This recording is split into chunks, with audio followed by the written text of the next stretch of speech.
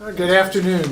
My name is Douglas Kellner, co-chair of the State Board. I'll ask my fellow commissioners to introduce themselves. Jim Walsh. Gregory Peterson. Andy Spano. And with the staff, introduce themselves, please. Bob Brem. Kathleen O'Keefe. Brian Quayle. Hannah Slitzerl. Bill Burr. Tom Connolly. Lisa Sugarman. John Conklin. Bill McCann. Kim Galvin. Todd Valentine. Mr. Warren. Bob Warren, election operations. Okay. And we ask our guests to introduce themselves, please. You forgot to do it. Maureen from the State Board. Schaefer Lonister, Board on PU. I'm Casey Tyler from the Times Thank you. All right, first item of business are the approval of the minutes of September 26, 2014. Does anyone? So moved. Second. Those in favor say aye. Aye. And the minutes are approved. Do the unit updates. We'll start with our co-executive directors, Bob Brem and Todd Valentine. Well, it was a very busy time with the election and many last-minute litigation leading up to election day and a few since. But I think we are down to a small number now in the post-election cycle that we are continuing to monitor. I think we had a very successful election night reporting effort. As we had talked, there was a little bit of a capacity issue that generated at the primary, and the staff worked hard to test it and to try and diagnose what caused it at the primary to make sure that it did not repeat at the general, and it didn't, and I think we had a very, if you consider the amount of information, that this was the first time we've collected that much. Last year was our pilot. We really collected on election night 6 statewide propositions, yes or no, times 62 counties. So this time we collected all of the data related to the statewide candidates, propositions, the state candidates Congress judge. So it was a significant greater effort, and it was a great success. We had a lot of positive comments, so a number of people worked on it. But from that point of view, it was very successful. We continue to work within the agency to fill a number of positions. I think most of them, since we're also giving the IT portion, I'll cover at that part of the day. And also on election day, I had a chance to travel to Syracuse. They were doing a pilot program in Syracuse for electronic poll books. So Commissioners Arney and Walsh had a chance to meet with them. I hadn't been to their new board since they moved to that facility, so they gave me a nice tour quickly because they were very busy that day, and we did get to go to the site. It's a similar system that Commissioner Kellner and Aquila and I went to in Orange County, so it's decision support, partnering with NTS, and I was happy to see that some of the issues that I identified or thought were of concern at the Orange County pilot, they seem to be working to accommodate what the statute requires. During my period of time at the site, I think the only criticism I heard was, why do I have to sign twice? Because they still had to sign the original paper version. But it seemed to be working. The commissioners were happy, and it was an interesting. It's interesting to see the progress that it's going through in order to meet the statutory requirements. Other than that, I don't know that I have anything particular. Now it's like, as Bob said, it's, we're into the post-election wind down. I mean, we have other things that people report on, so typically get accused of taking their thunder. That the other units will report on. I mean, our budget, we've submitted, it's a flat growth budget, so it's the same as last year. Not surprised when it's flat growth. And, administratively, we still have to get design and construction to come back and still do some other follow-up work for some of the staff. And which relates to the challenge when we get to the IT portion about some of the people we've had added to that, finding homes for them is getting challenging, but we'll work it out. All right, any questions? Then we'll ask Kim Galvin and Kathleen O'Keefe to give the report for the council and compliance unit. Thank you, Commissioner. Since our last meeting, we've had our 32-day pre-general report, our 11-day pre-general report, and our 27-day pre-general report. So a lot has come into the compliance unit. 24-hour notice was in effect October 21st through November 3rd. This included independent expenditure, 24-hour notices for certain contributions over 1,000 and expenditures over 5,000. We had approximately 42 independent expenditure committees that were established in this cycle. These filings obviously generate additional phone calls to our call center and the compliance unit. The compliance unit sent out early letters to the filers who the board did not receive the 32-day pre-general or 11-day pre-general report. Essentially, we find that the compliance unit is getting a lot of calls based on these reports that may in the past have gone to the call center. So we're sort of in a place where long-term, a year from now, we'll be able to see where the workflow has possibly shifted based on the existence of the compliance unit itself. The primary and general itemized election reports have been assigned to auditors, and the primary report reviews have been completed. With respect to the public financing pilot program, compliance was in routine contact with the participating candidate's treasurer, and as of election day, the committee had not met the eligibility requirements to actually get any public matching funds. The compliance unit continues to work with the IT unit, and we are anticipating and hoping for a robust case management system for compliance. I almost had to promise the staff that I would say that. Our case management needs are very serious. The call center, we have a vacancy and an offer of employment has been made and accepted, so we're hoping to bring that person on board very quickly. Counsel's office had a number of cases that arose during the pre-general time period with respect to ballot configuration. The state board's position that the board had voted on with respect to the ballots prevailed, or these cases were withdrawn. There is one case currently pending in the Second Circuit. We hope that that will be resolved quickly. The Hispanic Leadership Fund case is over, and the appeal of that case from the trial court has been withdrawn. Currently we have 3, I know Bob referred to this generally, we have 3 recounts going on in assembly races. One other thing that I wanted to just mention are our numbers with respect to where we are with the compliance unit. Our total received as of November 12th was 12,172 filings. The total reviews that are complete is 6,429, and the total compliant out of that 6,429 is 4,214. So once again, we are moving forward. We have about half of those reviews done. Obviously, there's still a lot more work to be completed. Yes, it seemed like the cases never ended, to be quite honest. They went right up to just before Election Day, and then the appeals, and then the Court of Appeals, and then the impound orders. It was really, since I've been here, which has only been 7 or 8 years, I lose track, but it was very, very, very litigious. Then the impound order started. As you know, most of them fell away because the margin of victory was such that they were no longer required. Just for the people in this that can hear the sound of my voice, I think Kathleen misspoke when she said recounts as opposed to counts. They're just counting.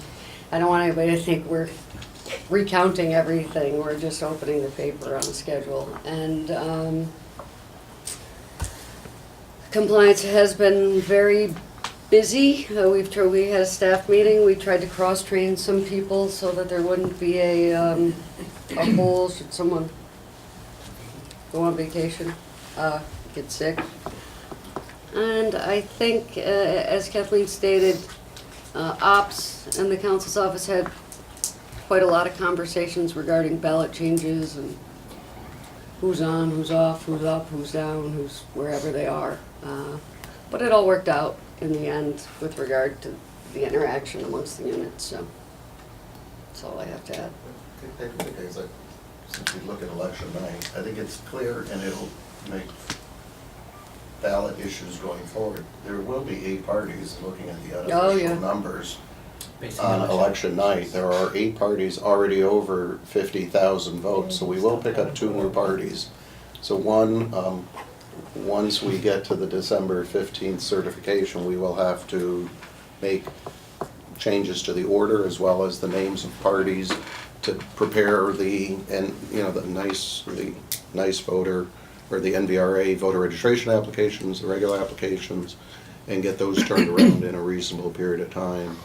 And whenever we add new parties, we have the burden of trying to figure out the party that was on the ballot and then wait till they change their name if that should happen. It's happened in the past, after we've ordered a certain number of, to distribute and have on hand.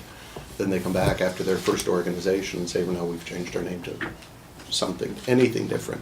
And then we have to start over again. But the fact that there are 9 rows on the ballot and we have 8 parties, that means all of that debate as to where to put the independent candidate that we had this year should go away, because there's only 1 row left. They'll all have to be on the 9th row. So what that means, right, will, for wrapping or whatever, it will certainly be different, but we're at 8 now. What, do you know what they are? I don't recall seeing anywhere the names, I know some obvious. What, do you know the names of the 8 parties? Well, Yeah. we had 6, so Yes. if I try to do it in order, I might miss. But it's Democrat, Republican, Conservative, Independent. Green is not Independence, green. Green, Working Family, and then we have Stop Common Core and Women's Equality. And I think that's 8. That's it. Yeah. Except you have the order back. It's Right. women's equality and stop crime. Well, I didn't say it. I know I missed the order. Yeah. Thank you. The only ones I Except for know the of for top sure 3, are the yeah. top 2. I think Conservatives 3. But so that They will. shifted Yeah. too. Tell me about All right, I just want to add one comment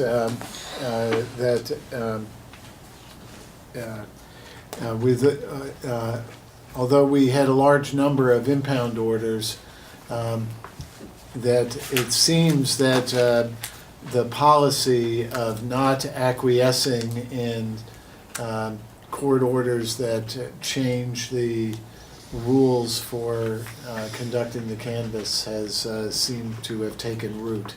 That this year we didn't have to have any showdowns on the issue, that we were consulted on a agreed to change routine them. basis and everybody's in agreement. Notice So- too. in the prior notice. So again, I want to thank the commissioners, because that was a change that I think we initiated several years ago, and by sticking to our guns and having a uniform policy, that everybody seems to have come around finally to it. And I think the key was that we've agreed to be uniform about it. All right, next report is from Election Operations, Anna Srizzaro. Thank you, Commissioners. We do not have a written report for you, as the other units. We have been very busy doing pre-election work with the Bob Warren and his team, and just general responses. Joe and I spent an awful lot of time on the phone with county boards, and again, disgruntled candidates wondering why they were not having all the ballot appearances that they felt they were entitled to. We have been working with and will continue to work with the IT unit and their consultants on the candidate management system that's being completely revamped, and hopefully will be interlaced with the finance system so that candidate information can be shared a little more easily. We have completed testing on, if you recall the last meeting, we had a couple of de minimis changes that we simply advised the board about. One of the changes that was in that package required testing, and Bob and his team just completed that testing. We'll have a report and a resolution for you at the next meeting. Clear ballot central count certification testing, we expect will start in about 3 weeks. The initial source code review is done. There's a follow-up call on that, on a couple of small outstanding issues. And our test cases should be done in about 2 weeks as well. So that is moving forward. As soon as we get a schedule together, we'll let you all know, and there'll be the public component of that as well. We continue to respond to phone calls, resolve complaints. They've been referred from the Public Information Unit and from Lisa's unit, enforcement, and I don't have anything else to add. It's been pretty post-election routine, if that is not an oxymoron. Joe, do you have anything? I did want to share with you just one item. We had sent out to the county boards earlier, about a week and a half ago, a bit of a countdown schedule so that they could keep dates straight. We have boards that still think that they have until December 15th to certify their elections, even though that's when we certify them. So we sent them a bit of a countdown clock, and today they're going to get a reminder. Today's the last day for military ballots and special federal ballots to arrive at boards so that that canvass can begin. There are 2 days left to complete the recanvass. There's 1 day left to complete the canvass, 2 days left to do their post-election audits, and they have 12 days left to certify their election results. And after they have done that, which is November 29th, the last thing that they have to get to us by December 10th is the vote for governor by election district, which is massive. It comes in CDs and memory sticks and any number of ways. We don't compile it. We've never been asked for it. It is something that we collect and we store here, but that would be due December 10th. And that's all I have. Thank you. Thank you. John Conklin for Public Information. Thank you, Commissioner. Well, just like everybody else, public information was very busy with lots of media inquiries. Public, from the general public as well on the general election. Where's my poll site, voter registration, candidates on the ballot, the different court challenges, who the candidates were. As Kathleen mentioned, all the financial disclosure statements that are made, there's lots of questions about those. All the things that come around a general election. So we had lots of inquiries about that Tom and I were able to take care of. As Bob mentioned, we had the election night reporting system for results. It did go very well. We had one issue during the day with the website where we had a router fail, but the IT unit was able to fix that in very short order, and it had no impact whatsoever on the election night reporting setup. So as Bob said, we had some informal compliments about the website and the reporting results, so that was generally well received. We're going to have some follow-up adjustments. We had some follow-up adjustments in the days after the election, and we're planning on doing a post-mortem meeting this week to discuss improvements going forward. The notices for the ballot propositions were put in the newspapers. I should be receiving the affidavits and the tear sheets next week. The final total was just under $262,000 for the 3 ballot propositions. We're also working with IT on the Capus Fidus updates and changes. We had 62 foils in September and 48 foils in October. Greg and Patrick visited Cattaraugus, Delaware, and Sullivan counties to check their poll books and do a nice voter review. And that's everything I had. Do you have anything to add? You want to add, Tom? The only thing I would just add upon is what Anna had said, today being the deadline for receipt of the military ballots and the special federal ballots. I did send out to the counties the last batch of surveys that we need completed for our federal reporting requirements. Beyond that, we will be working on getting all the new forms that we need to change based on the party order, and anything else that needs to be changed. And like John said, we'll be working the post-mortem to kind of identify some of the things that came in on election night for the election night reporting that we need to kind of mitigate in the future, just to make sure everything is continues to be smooth. And that's it. Thank you. For information technology, are Bob or Todd going to add anything? Well, you do have a printed report. I think basically at our last meeting, we had identified a bit of a risk to the calendar because we started two major IT projects. The Nysboe refresh program got a slow start because of contracts in August. We were a little busy running the election and all of the litigation, so any of the policy people were either dealing with litigation or dealing with spec checking with all of the staff. So we got to it was not the best time to start a program, but they have done a great job, at least from an IT point of view, of getting their technical team lined up. We had identified several empty positions, but now we can at least say that I believe we have filled, and we just made for the senior programming position, they tell me today, they had completed the interviews, they had made the offer, and the offer was accepted. We will hope when they walk through the door that will have completed that issue, but the technical lead positions, the team that we needed are all in place, and they've tried to do as much work behind the scenes so that while the policy people who need to help give them some direction, we're busy with the election. Now that it's post-election, we can put them together. And we don't really believe going forward we should experience much more of a creep of the deadline. But from a number of people, we're all on board. We've all have our people sitting at the table, identifying what we think the scope needs to be. There's a technical team to convert our non-technical jargon into technical speak, and we do have a lot of experienced people who know how to translate for both sides. I'm very much guilty of that. I don't speak technical talk, and they wonder, and it takes an interpreter to kind of make that work. So, RISA has a new person from a technical point of view to bring that enforcement component to the Capus Fidus system. Operations can dedicate even more time to what we need to do, make the candidate management side work. Compliance people can help to identify what will make this, whether it's a case management system, et cetera, that we need to change the way we're doing it. But also the nice voter component that is in there.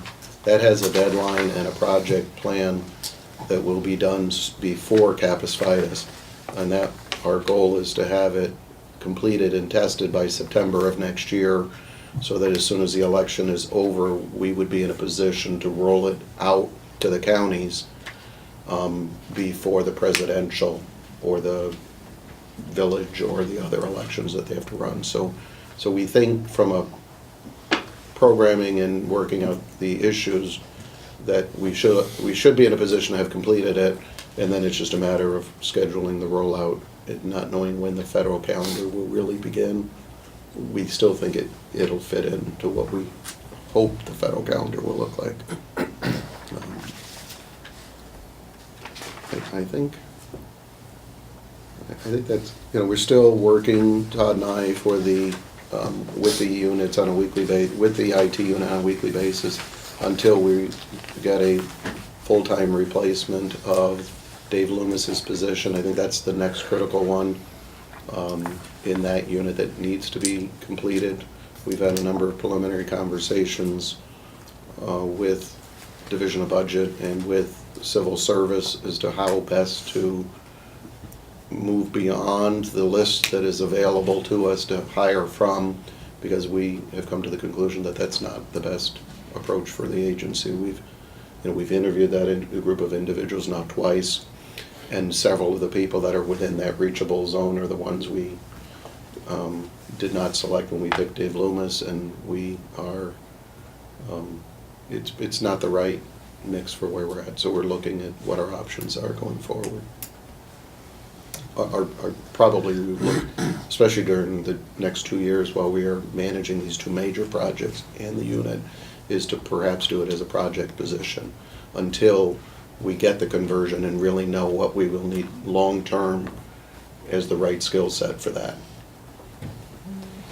Yeah, and just to remind, in case there was some jargon in the reports, because we like jargon and acronyms, The two things that he referenced, I mean, the two major projects. The one is, we call it CAPAS/FIDUS, which is, CAPAS is Candidate and Petition Administrative System, and FIDUS is Financial Information Disclosure Administrative System.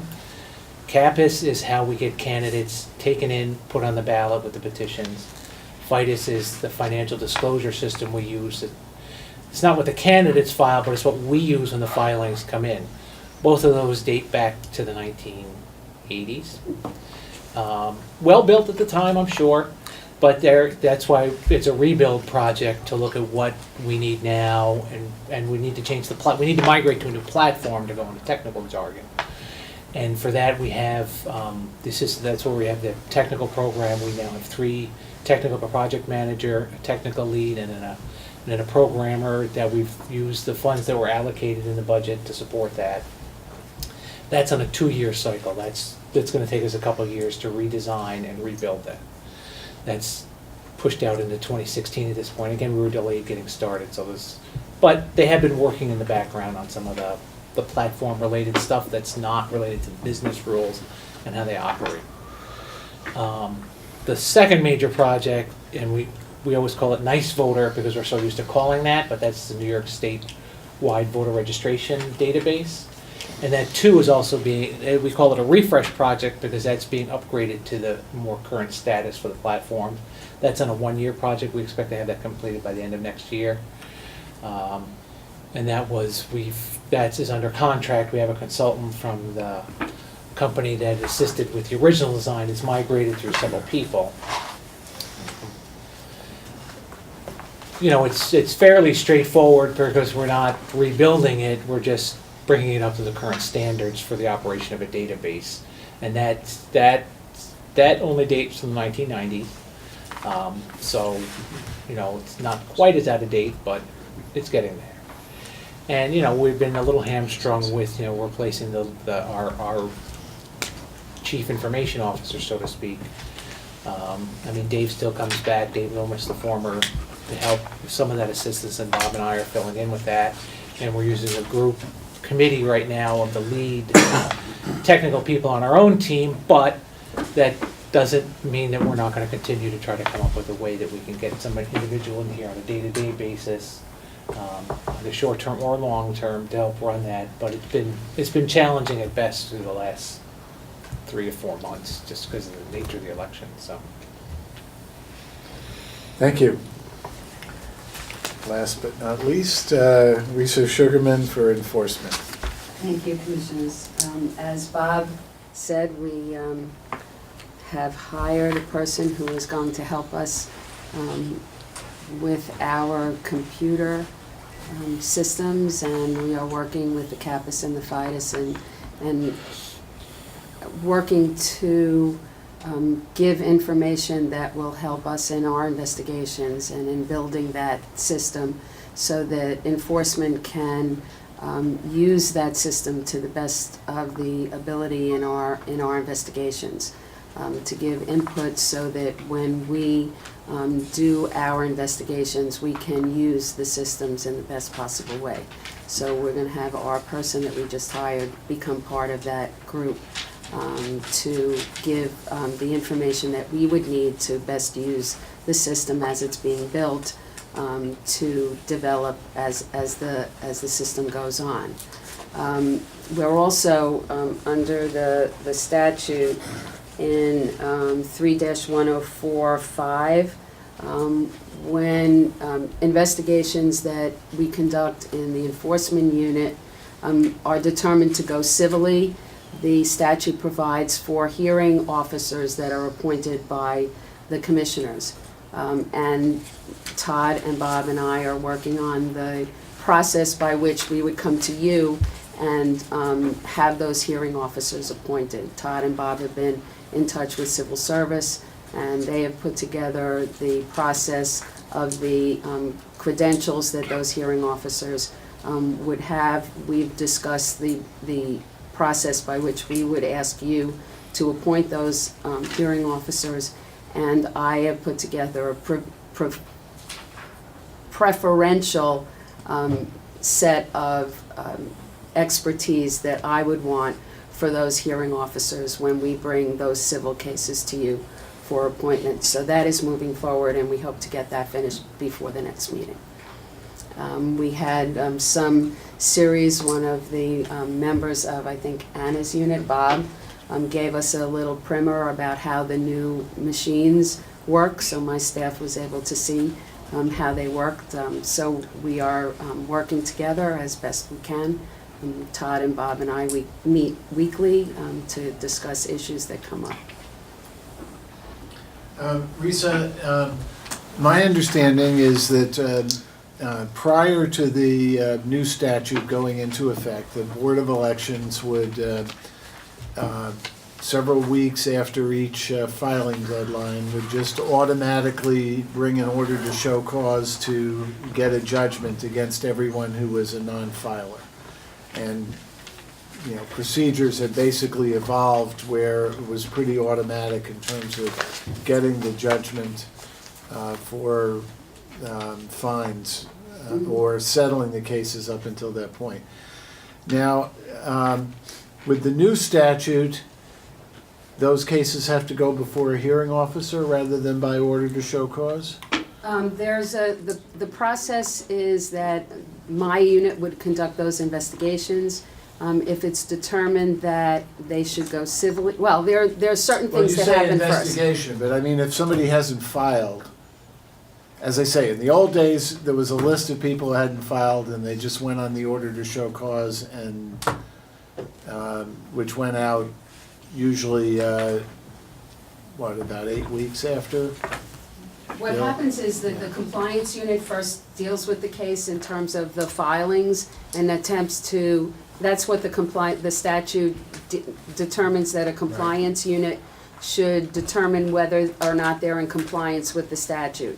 If they don't comply, then it's referred to my unit. So there are really two parts to that. One are the people who just don't file, so automatically they haven't complied. Well, I And believe then- if they don't file, the compliance unit is supposed to get in touch with them and bring them into compliance. And then if they don't comply after they've been contacted by the compliance unit, they're referred to my unit. Then we can either determine whether there are criminal charges that can be filed because of their noncompliance, or if the case should be handled civilly.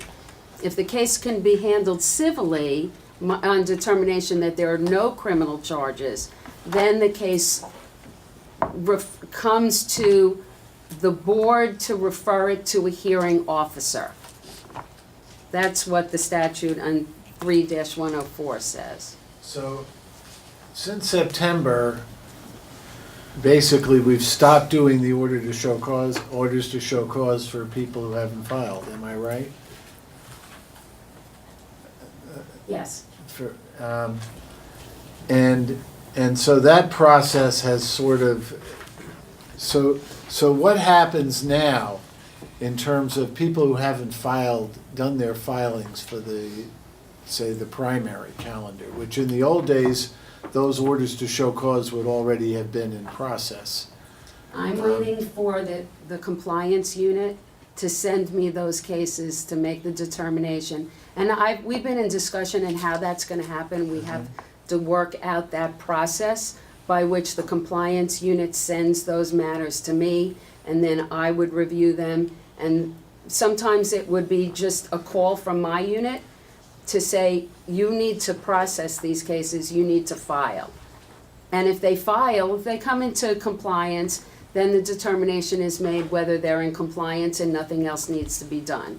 If not, then the case might go criminally. If there are several years' worth of non-compliance, then a case may be treated criminally because that could be a criminal charge within the statute.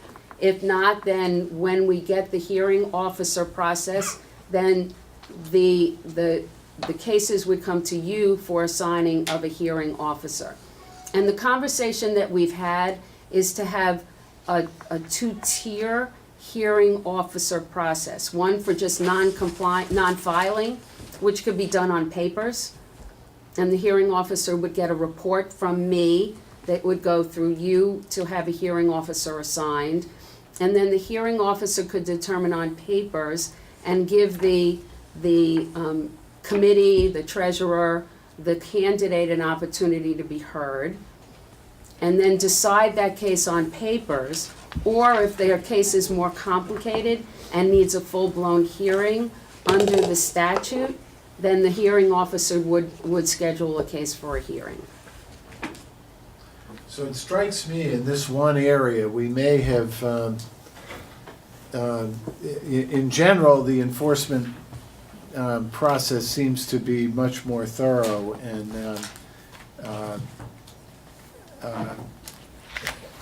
substantive. But in this area of people who just don't file, it strikes me that we're lagging compared to the situation under the old law. Well, I think that Because we're- I think, Commissioner, that one of the reasons, now I don't want to take the place of the legislature, but I think that one of the reasons that perhaps they set this up was because the legislature might have felt that people who are uneducated or unschooled in the process were entitled to some kind of hearing before they were given or taken to court and a judgment was entered against them. I think that that's what I heard when I went through my confirmation hearings, that people, that the members of the legislature felt that people who were trying to participate in the system and were perhaps not schooled in the in how to file or what to do, or were just neighbors becoming a treasurer for someone who was running, perhaps needed more of a chance to come into compliance before they had a judgment against them.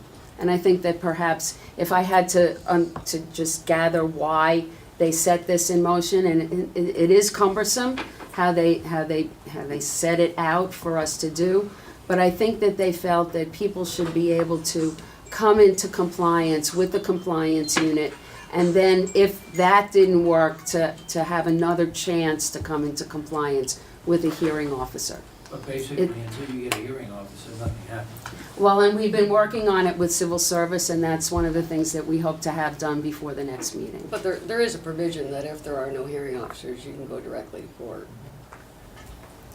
But we didn't want to do that without giving just you the the failure to opportunity. Okay. I mean, the decision that we made, commissioners, is not to go forward without giving you the opportunity to select hearing officers. If you want to tell me today that it's not necessary for you to select hearing officers to go forward with this process, then we certainly can try to do that. But we didn't want to have the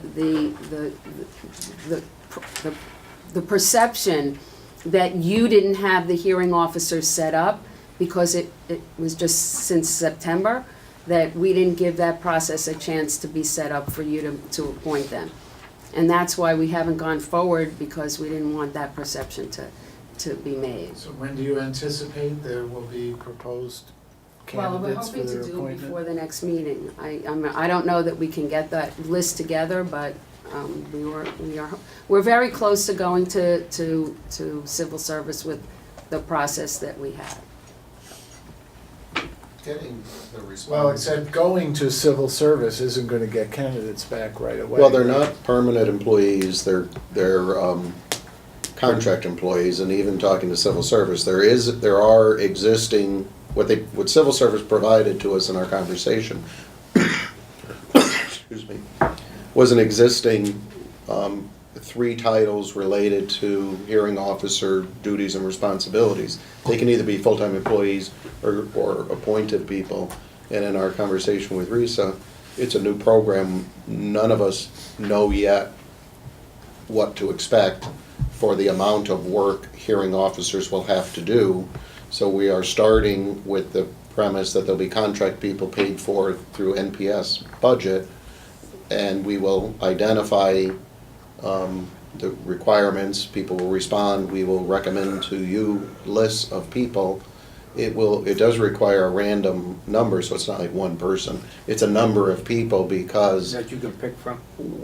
for many reasons, because we don't know the repetition, you know, when Risa's ready to need one, you know, if there's only 2 or 3 people, they might not be available, or they might not be available to take that many days, depending on what she needs them to do.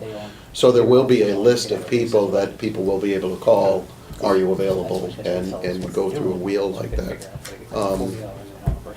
And since it's new to us, you know, we've been meeting and discussing what are the requirements.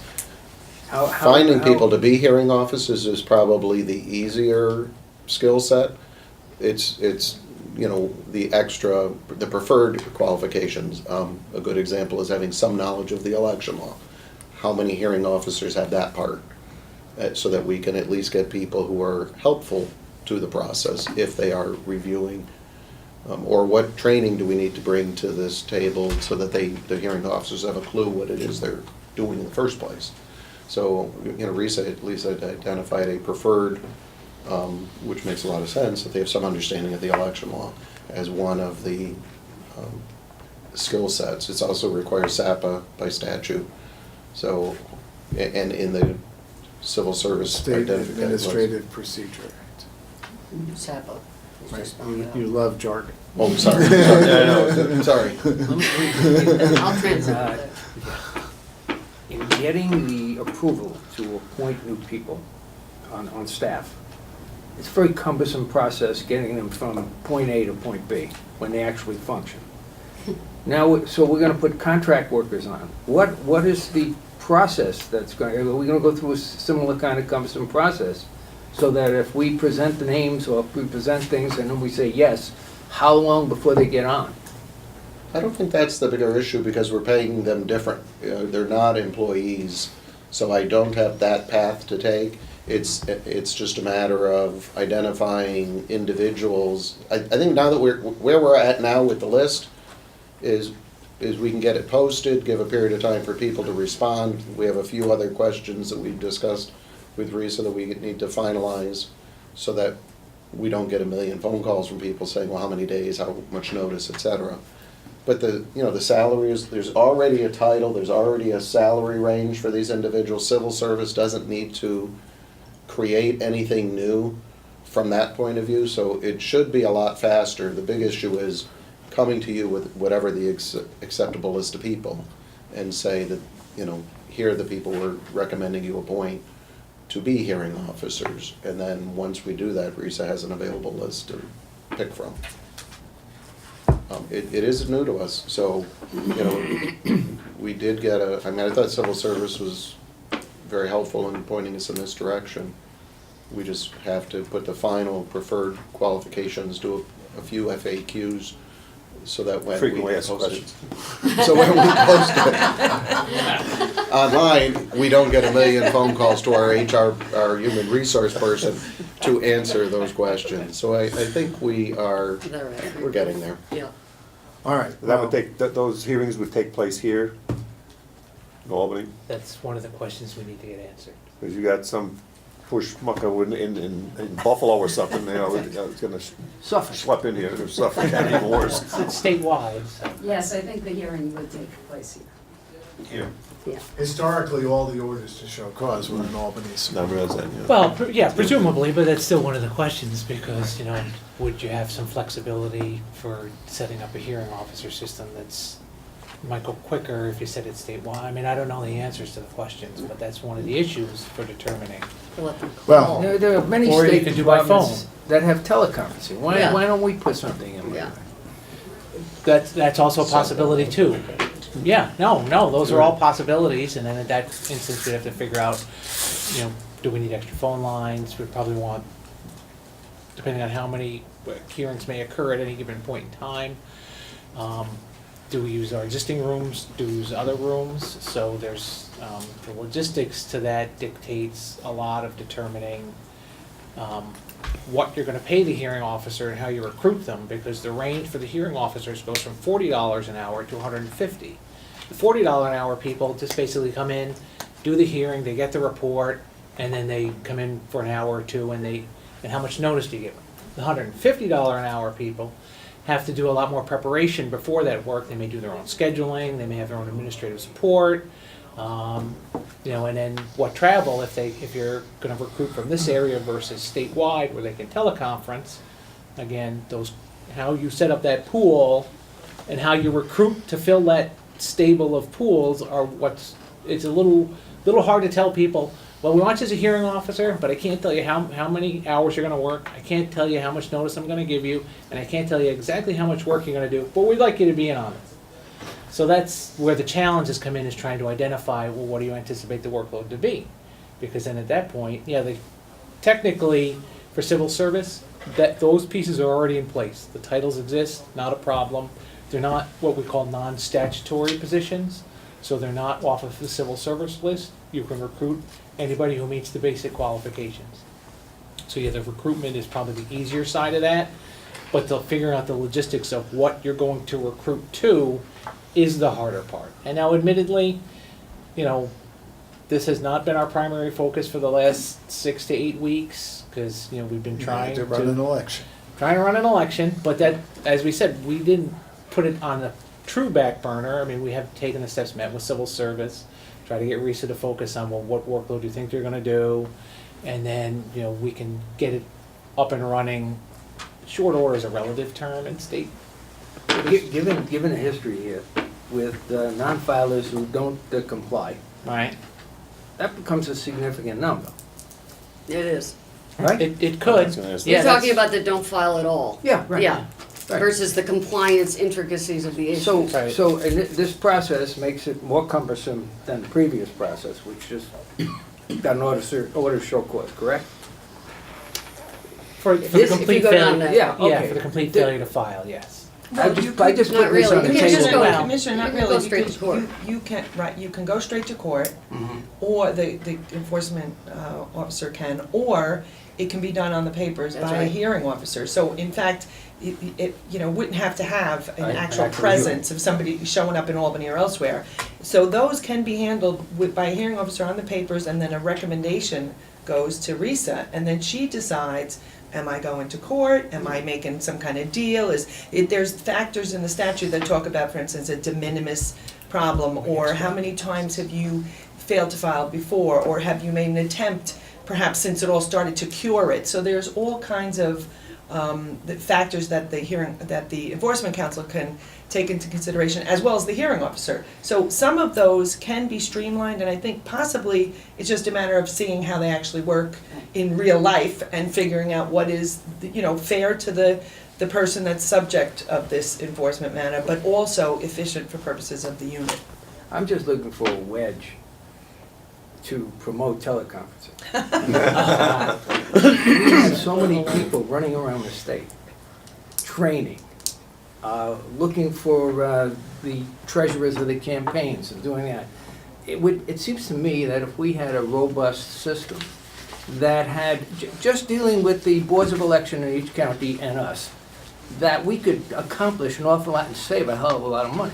That's a really interesting point that you bring up, because there is some effort out there with respect to local groups trying to get together and actually promote more compliance with the same kind of, not exactly the model that we have in our compliance unit, because obviously we have a full staff and everything, but really using the same type of approach in order for local commissioners as well as political leaders to promote compliance at the local level, so that they're not going to get in trouble here. In other words, there's a real understanding out there in New York that Risa is now in place. I know.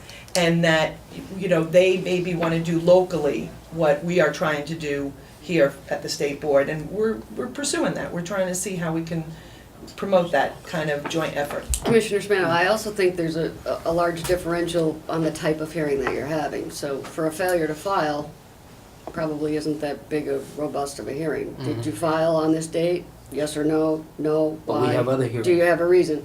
Versus somebody that may want to come in with their treasurer and their documents on a compliance issue and show why they believe they complied on these papers or this or whatever. So to me, it seems like it could have two parallel tracks, but I haven't been involved in the. Yeah, and that's one of the issues that we kind of talked about, once we get this set up, is one, Risa understanding what we've done in the past with our own order to show cause process, where once the 5-day letter went out, if someone came into compliance before we received the order, or went to You mean made a filing? to request the order, then we discontinue, we didn't do anything against them. Yes, they were late, but they came into compliance.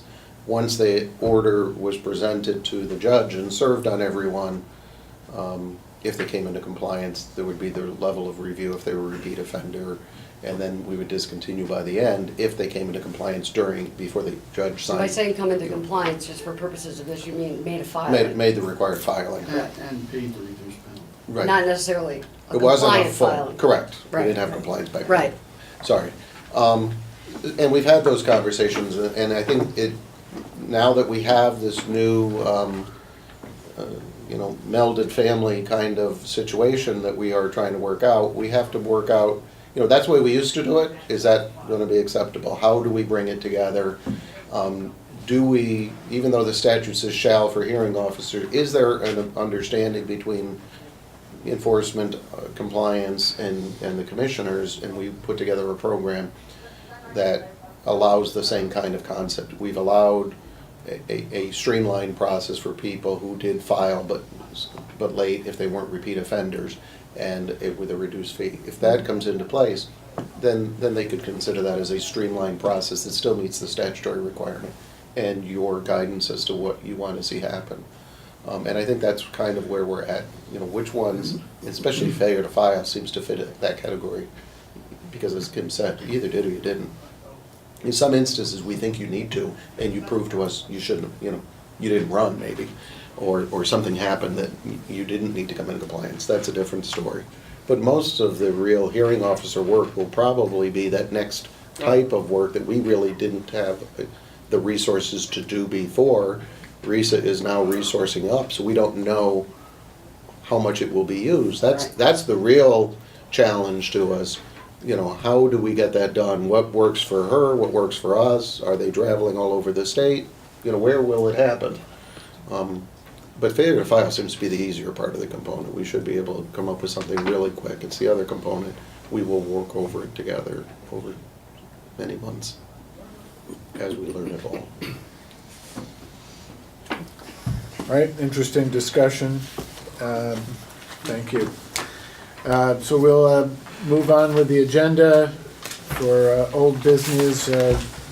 We have a resolution to extend emergency regulations on independent expenditures and public financing. The text of the resolution has been distributed. I think it's pretty self-evident. Does anyone want to discuss it? All right, so we'll take a vote. Move for approval. Those in favor say aye. Aye. Opposed? All right, resolution is adopted. Then we have also the text of a resolution that's been distributed appointing members of the Division of Election Law Enforcement as special investigators. Again, the text of the resolution is in our packets. Does anyone want to discuss it? Yeah, just a comment on it. I think we had this discussion previously, and I was frankly dead set against it. And the reason being, we're talking about the special investigators, that's right. I've been dead against it because in a majority of cases, you have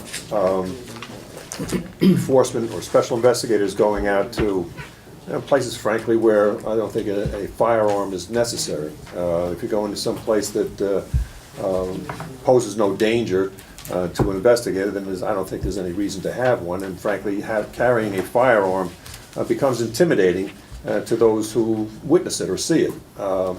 Now, the situation here is a little bit different in the sense that a lot, I think, of what special investigators will be doing will be going into areas perhaps in the metropolitan areas where they may be faced with an area that's not safe, in which case, obviously, I wouldn't want to see one of our people going into an area and putting themselves at risk.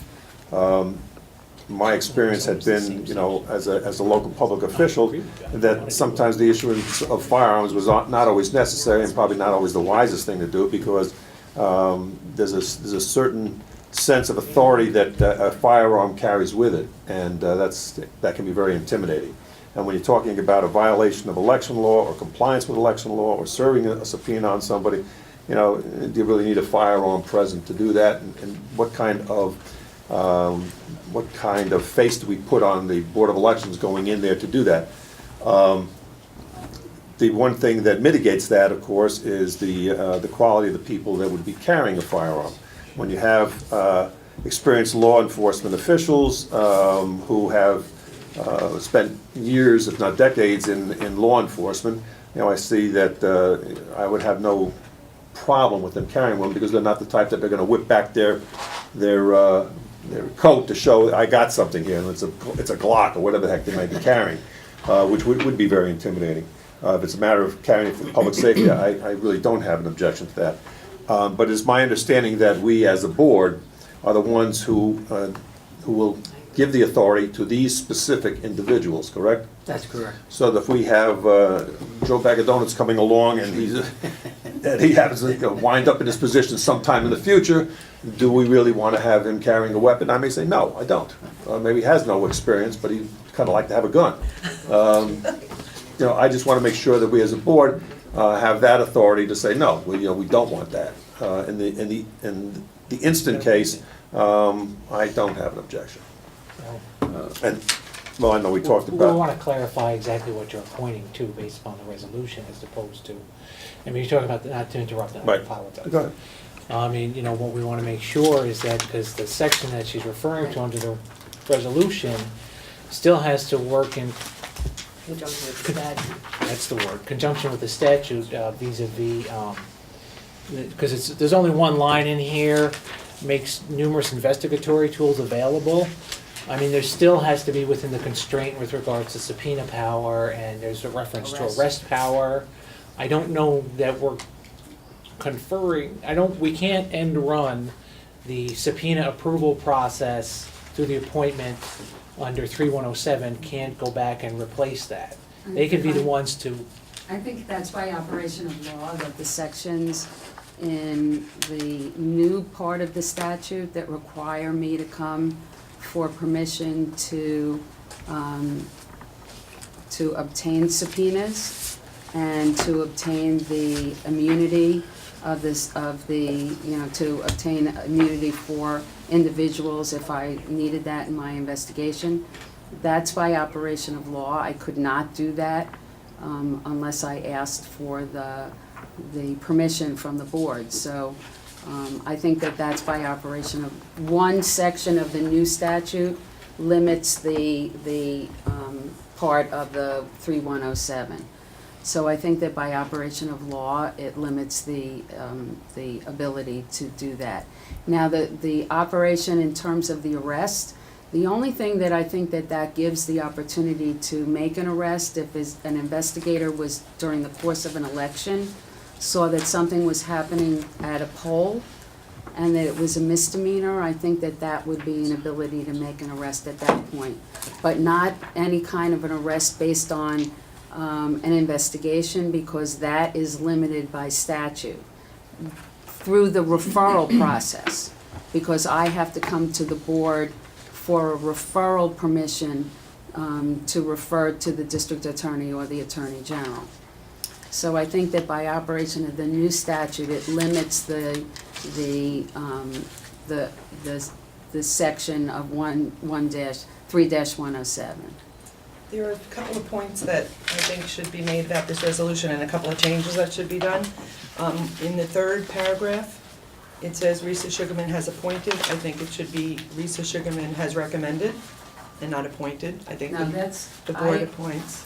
I appointed my investigators, they appoint special investigators. I understand Well, that. that's why I But disagree if with I could this just finish, resolution. if I could finish a couple of points, just to bring it to the commission's attention, and they can do what they want. Also, it's requesting 3 investigators, but I think if Risa wants to be a special investigator pursuant to this resolution, it should say 4. I don't think there's anything in the statute that prevents the chief enforcement officer from being appointed a special investigator, and because I don't think the statute inherently gives you peace officer status, I think that Risa should be included there. And then the last point that I want to make is the 5th paragraph, where, and it goes to the issue you just discussed, Risa, which we could clarify this a little bit by just saying peace officer designation makes numerous investigatory tools pursuant to CPL 2.20 and Election Law 3-107 available to the Division of Election Law Enforcement. It would just incorporate the limitations and the grant of authority in those two statutes in the way that I think Risa is suggesting. In my opinion, this is a very different resolution than was put before you at the last meeting. That was to confer peace officer status on these people.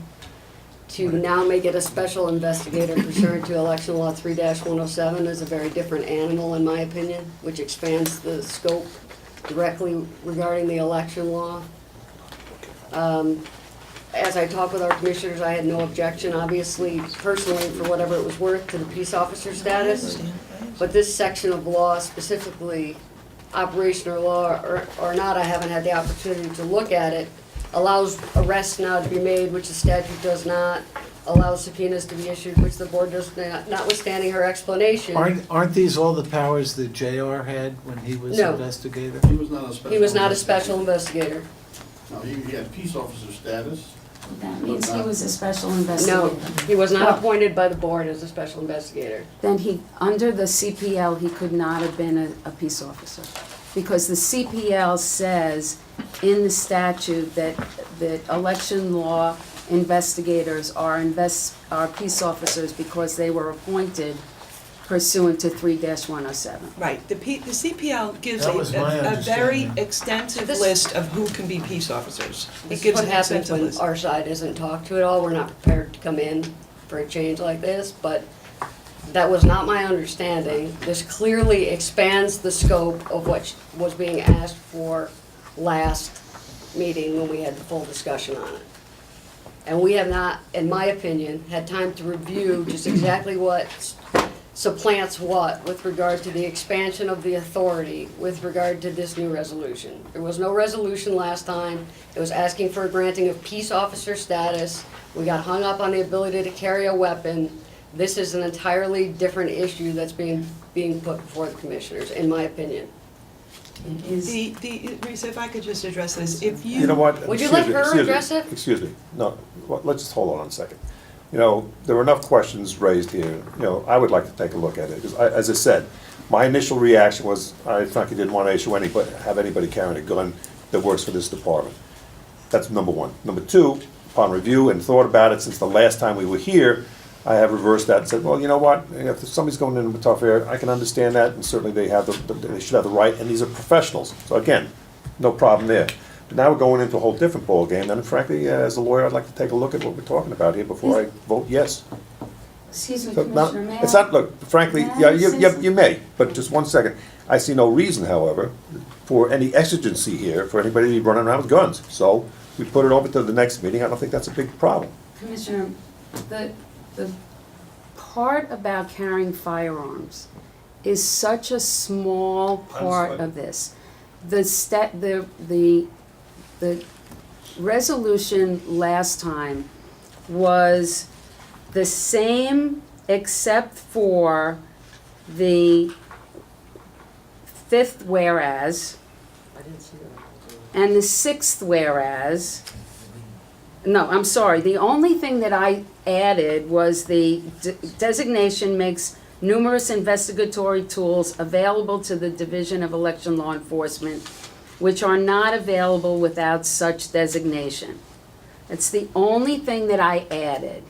And I removed the part that said that the designation would be contingent on the 2 sections of the new election law statute that limits me to requesting subpoena authority from the board and a request for immunity from the board. That is the only 2 differences from this resolution from the last resolution. Now, the carrying of the firearms is a very small part of peace officer status. Peace officer status gives my investigators and my division the ability to do background checks in DCJS, gives the ability to go to Accurate and Clear, to do background checks for vehicles and persons and locations, gives me the ability to do Lisa, hold on just a this second. one. Greg, suppose we just do this until the next meeting. We do it temporary, we do it to expire at the next meeting. So it's a temporary appointment. You can go over it and, Well, I don't understand what the emergency is. I mean, if there is, fine. If you have some reason it has to be done now, as opposed to next time we meet. what happens if you don't have these investigators for the next month? The reason that I need to have at least me be designated as a special investigator is that I can't do background checks, I can't do Accurate checks, I can't do FinCEN checks, I can't do any kind of, excuse me, a DCJS check. I can't get information or intelligence from any federal, state, or local law enforcement agency. I can't start the others, the investigators, if you don't make them special investigators, on any of their peace officer training, which will delay their becoming peace officers if they can't do the DCJS training. I can't. Do they have to go through an academy type training? Change. They have to go through firearms training, they have to go through defensive tactics training, and they have to go through penal law and criminal, the CPL training from DCJS. That I can do, one of my attorneys, Carla DeMarco, is an accredited DCJS trainer for the penal law and the criminal procedure law, and I can work out the training with another agency for the defensive tactics and the ballistics. I am already a peace officer, a certified peace officer through DCJS. I've already taken that training. So if you designate me as a peace officer, I can start doing those background checks for my investigations. If you designate the other three, they can start doing their training. That's why I need to be named the peace officer, so that I can authorize those background checks, the FinCEN checks, the financial checks for my investigations. Without this designation, my investigations are hamstrung. We can't do any background checks. What is the time consumed by the training? It usually takes about 3 months to 6 months for them to get trained. Not full-time? No, they can do the CPL and the penal law while they're here, because Carla can do their training. And they can do it took me about a week to do the ballistics, because I took the firearms, because I did it every day for a week. And then my defensive tactics, I guess it could take like a month if they did it concentrated. If we break it up, it could take a couple of months. So if they're working on something, or working on a case, and then we say it's okay a month from now, they have to start that process. Correct. But if So you that- designate me immediately, then at least I can authorize the background checks that I need to do for my investigations.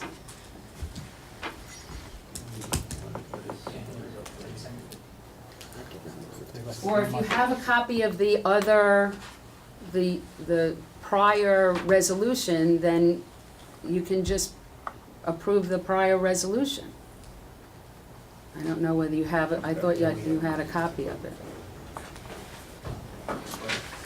Todd and Greg. So that's. Hang on a second. So we're just sitting there. Okay. Oh, I put in that it expires at the end of the next meeting. So it's only good for 30 days. Right now. Just to No, be, we'll do just that to at be the- clear do about one that at thing, the next meeting. the word Kathy- peace officer is What? not something that somebody is appointed. You're not appointed a peace officer. You- You're appointed one of the categories in the peace officer law. So if the previous resolution said peace officer, it really was supposed to say what it says All right. now, which is Let's special let them read investigator. it. Let's be quiet and let them read it.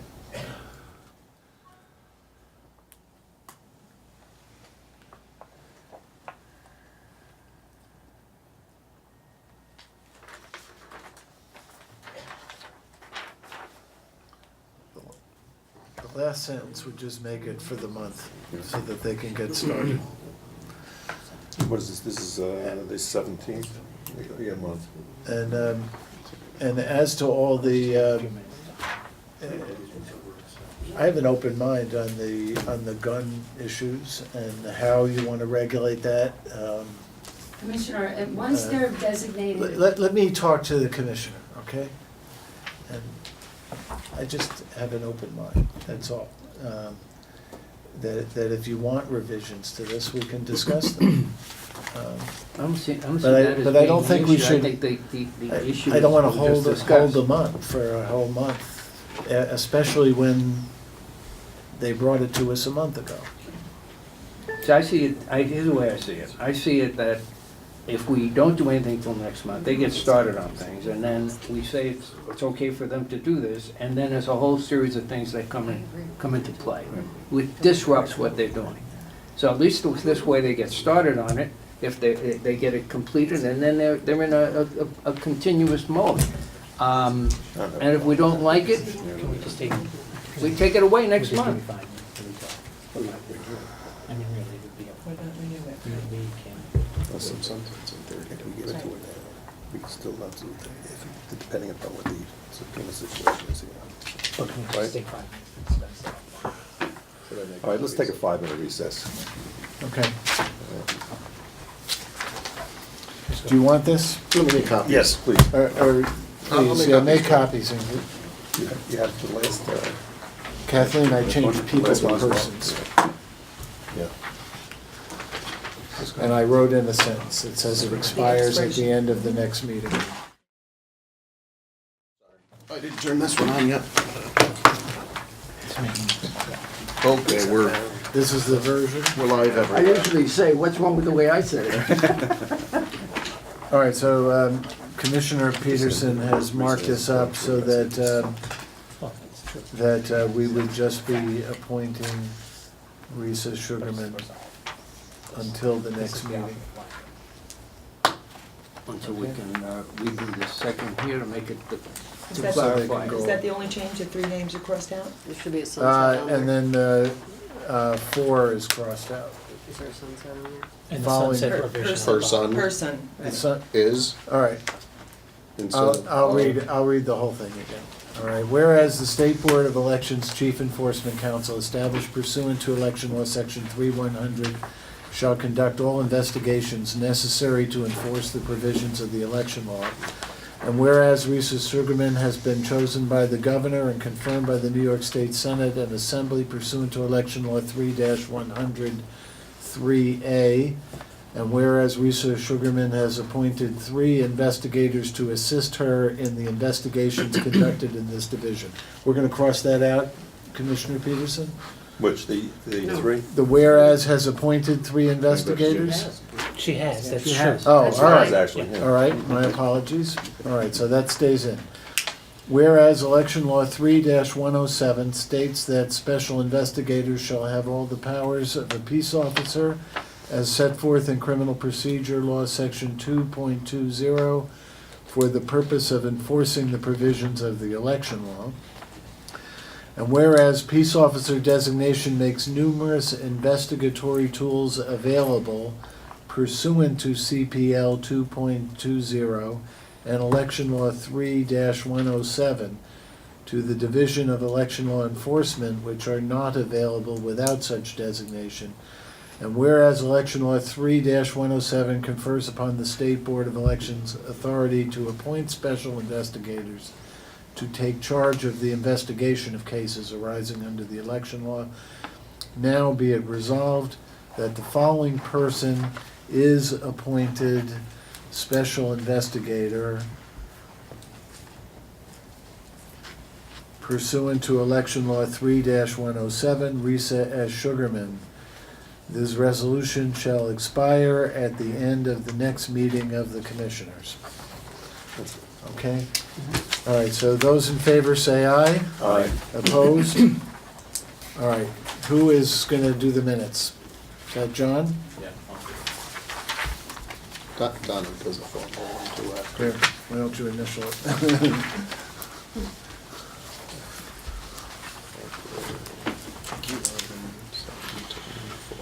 All right. So next item of business is to go into executive session for enforcement cases. Yes, Commissioner, just before we go into Go ahead. executive session, I had a few editorial comments regarding the last election, and it's some just personal observations that I made, but I don't know that there is a resolution for it, or could be a resolution for it. I know that, obviously rolling out this kind of a system is difficult over a period of years, and there are adjustments that have to be made. But I had experience in the 17th Assembly District where there was undervoting. People chose whatever, 3 judges instead of 4, or whatever it would have to be, and was told by the election inspector, and this happened not just in this area but several areas, and I got the complaints, that they were told, no, you have to fill out the whole thing. And when you have a senior citizen, they get a little shook up, they take their ballot back, they fill in something that they didn't want to fill in, and throw the thing into the machine to be counted. I know that we have specifically said that, undervote, if you undervote, you undervote. Thing bounces out, you just say yes, and boom, in it goes again. Election inspectors should either be trained, or there should be something in bold that, that they are not to do this, unless asked by the person that's voting. That's one part of it. And one of the things, as far as elections in the United States of America, secrecy is paramount. It's sacrosanct. So when somebody went, in the old days, you go into the voting booth, you pulled the curtain behind you, and nobody knew how you voted. I had, oddly enough, had an instance where one of my law partners, who lives in Brooklyn, was told, let me see, make sure that you made this out right, actually took her ballot and looked at it to make sure that all of the dots were filled in the right way. And I said to her, you're a lawyer, for crying out loud. How could you have let somebody look at your ballot? This is secret. He said, well, that's what they were doing. I said, that's what they would do. You can't do that. Next time around, open your mouth and say, no, you can't look at my ballot. That's an egregious part of this that's totally out of whack. So I'm looking at this and I go, holy mackerel, is this possible? Meanwhile, when I voted, it didn't bother me. But I should have opened my mouth and said something. One of the elections inspectors was standing 45-degree angle, could see everything my vote as I put it in. And I think that's wrong. They should say that, stay the hell away. We don't have the curtain anymore, and all you have is this 3-sided box, and they should be away from it so they can't see. The other part of it is they have a folder, which you have half your votes hanging out as you go. They give you the folder, and you have the sheet, which they now see because you're waving it around, sticking it in the folder. They go vote in secret. So the secret part, that is so much a part of a democracy, to my way of thinking, in the state of New York, is going by the boards. It's very dangerous. This is something I think that should be drilled into the county boards, should be drilling this into their election inspectors. Now, granted, I know that the qualification for being an election inspector is normally you have to be over 90. So some of these people are not quite up to date on what's going on. But that being said, there should be something put into effect during the training that, hey, these are the things you cannot do. Let's see, did I cover it all? Yeah. That was basically the things that I observed, A, personally, and B, some of the complaints that came to me, which I thought, holy cow, are you kidding me? And that's, I guess, really a matter of training more than anything else. But it's something certainly that, one way or another, our board has to make it clear to the county boards that this is going on, and you really have to watch your people. When election day comes around, there's nobody there to correct them, and that's a problem. See, I agree with you that that's a problem. I didn't notice it at my polling place, but I was aware of it, tried to hide my stuff, and I looked at what was happening with everyone else, but I see where it could occur. One thing that bothers me is, as you went through it, the one in Brooklyn bothered me. That was, can you imagine? That's very overt. And whether that's purposeful or not is another story. Well, again, somebody going in there, and an older, this again is a lawyer, for crying out loud, but an older person going in, oh, okay, boom, that's not right. Yeah. It's No, but I really think scary. we should address that somehow. I'll put my 2 We cents do. in also. I think Multiple times. my first vote, not this year, but the same thing, the person who was giving me the ballot and gave me the booklet to put it in, then after I voted, they got a peek at my ballot. And he stood there, and you can see him just sneaking over to get a peek at it. And then this time I go, it wasn't myself, but I see the workers hanging around those booths, and they're in excellent vision that they can see who you vote for, how many you vote for, what you vote for. And there's no one corralling these employees to keep away from the voter. And that book is dedicated to giving a secret ballot to our people.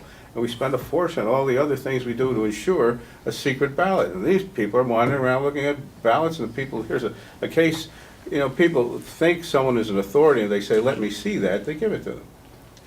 And they've just given away the secrecy of their ballot. And that could lead to other kinds of complications. As we know, someone knows how you vote, we can imagine where that can go to in employment. The simple thing is forget about the election inspectors. Give something to the voter before they vote, as they come in. That says. That says you're not allowed, yeah, they're nobody not can see allowed your to ballot. do and this, so right, forth. watch it, da-da-da-da-da. And let them, they'll take care of themselves. It's almost like the warning in the airport if anyone leaves a basket, or someone tries to give you something. In this case, if anyone tries to take anything from you or look over your No, shoulder. because, in the old days, people would do those things on purpose. Right, I've heard that. Yeah. I mean, this is a new days, but in the old days. May I? Oh dear. The undervoting in Nassau County, you're gonna have to help us with, because no matter how many times the boards have been told, going back to when we first went to scanners, undervoting is not supposed to be a warning message to the voters on the scanners, but in Nassau County, they insist on turning it on. So every time somebody undervotes in Nassau County, the machine stops, the voter gets asked a question, the ballot comes back out, and that's when the inspectors step in to try and figure out what went wrong. It's a setting. It's a setting. Unless there's a directive from the board, I don't know how to get Nassau to stop doing that.